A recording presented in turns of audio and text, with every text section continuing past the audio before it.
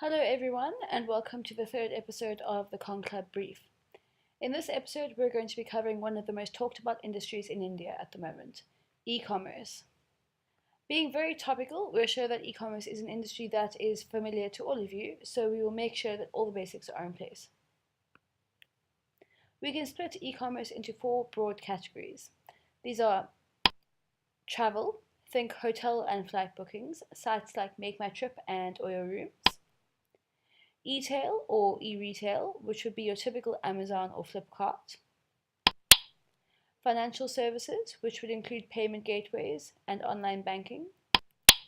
And finally, others, which would just be an aggregate of everything that doesn't fit into the other categories, the Ubers, Olas, and Zomatos of India. E-commerce as a whole is expected to grow from 1.2 trillion rupees in 2015 to 2.1 trillion in 2016.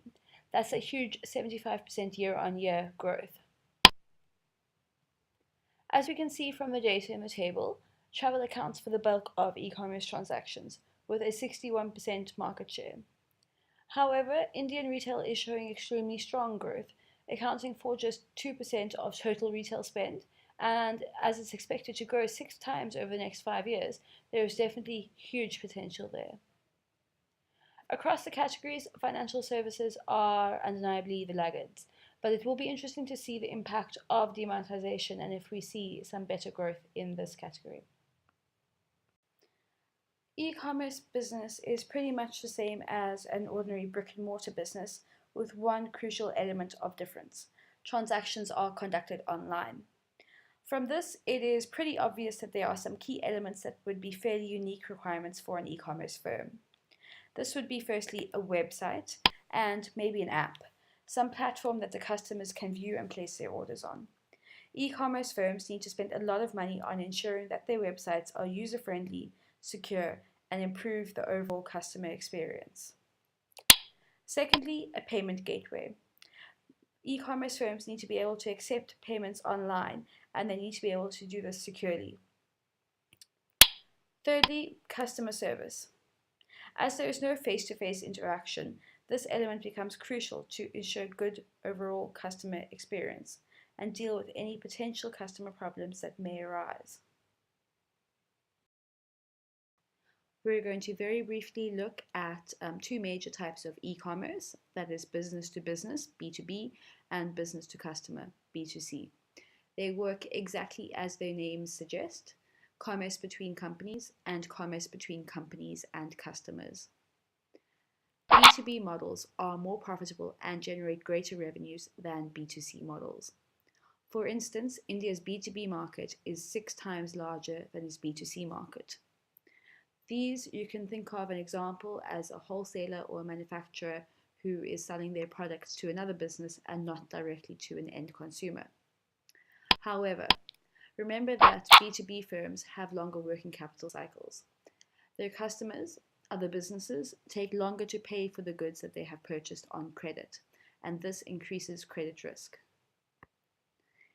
In B2C models, we are currently seeing many of them incurring losses in order to attract customers with high price sensitivity. Flipkart and Amazon both reported losses of 5,000 crore rupees due to deep discounting.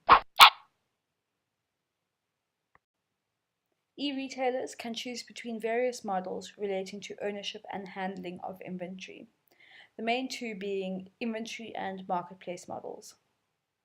Under the inventory model, the e-commerce firm buys the inventory from the supplier, stores the inventory, and is fully responsible for delivery to the customer.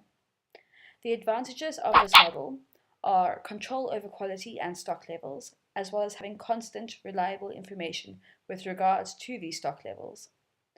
The disadvantages of this model are high inventory holding costs and inefficient use of resources that are wasted on inventory as the firm's cash becomes locked up in the stock. Under the marketplace model, the e-commerce firm does not take ownership of the inventory from the supplier. The supplier is fully responsible for accepting the order and delivery to customer.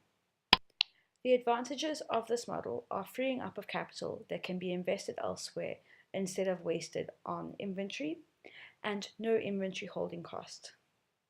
The disadvantages of this model are control over quality and stock levels.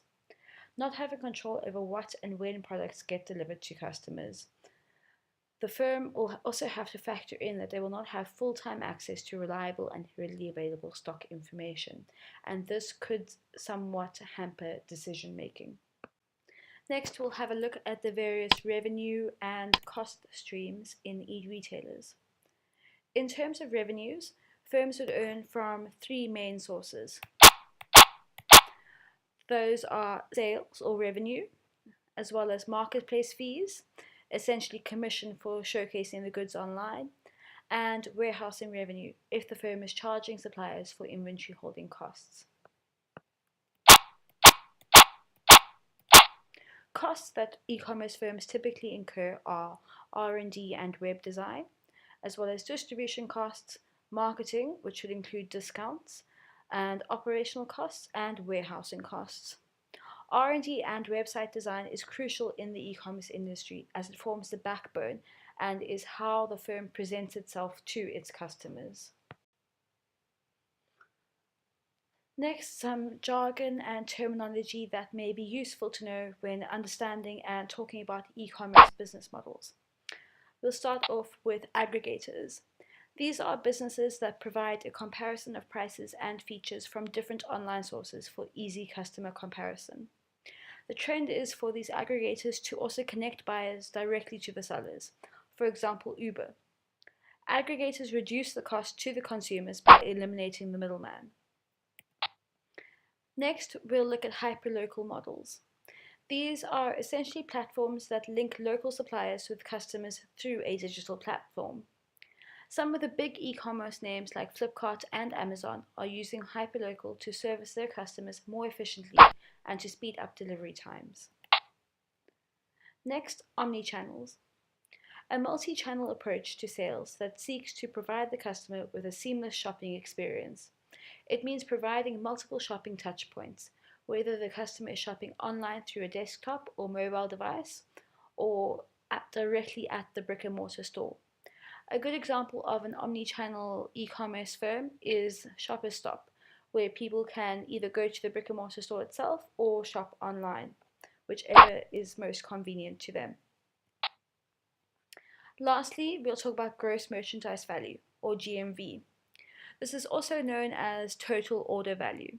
It is the total sales, rupee value, for products sold through a particular marketplace over a certain time frame. Indian B2C firms report high GMV figures, despite incurring phenomenal losses due to deep discounting. In the inventory, this is seen as a key performance indicator, particularly in the initial stages when firms are establishing themselves and profits are not expected, but secondary to market share. It can be argued that this has led to some distortion of business objectives as companies have pushed to increase GMV through heavy discounting at the expense of making actual profits, and it's questionable how sustainable. What lies ahead for e-commerce in India? Here we're going to have a look at the various challenges, growth drivers, and opportunities in e-commerce. Infrastructure stands as a large hindrance to growth in the e-commerce sector. Internet connectivity is an issue with connectivity of less than 30% of the population. Transportation infrastructure poses a further risk. Poor road conditions and lack of connectivity slow down delivery times. Secondly, customer perception prevents stronger online sales, and in-store purchases are still preferred.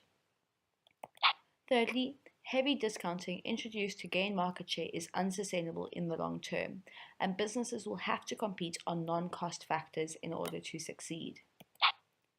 Lastly, long credit periods in supply chains require longer credit facilities.